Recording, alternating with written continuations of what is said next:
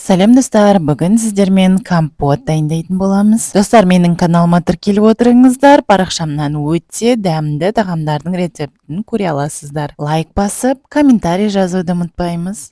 Менің компотыма алма, абрикос және де шие қолданған болатынмын. Алдымен алманың ортасын кесіп алып тастадым. Қабығын тазартқан жоқпын.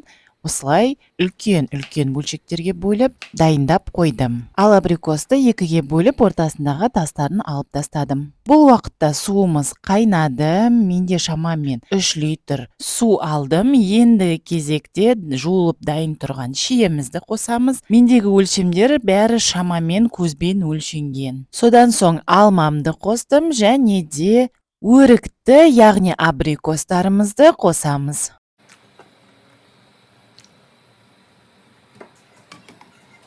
Компот өте тез дайындалады.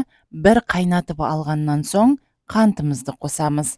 Енді ең жай отта қантымыз ерігенше 5 минуттай қайнатып, содан соң отын өшіріп, компотымыз суығанша күтеміз.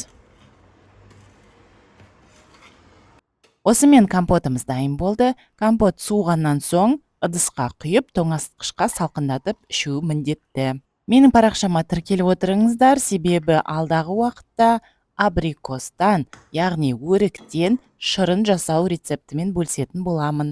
Қарағандарыңызға көп рахмет. Астарыңыз дәмді болсын. Сау болыңыздар.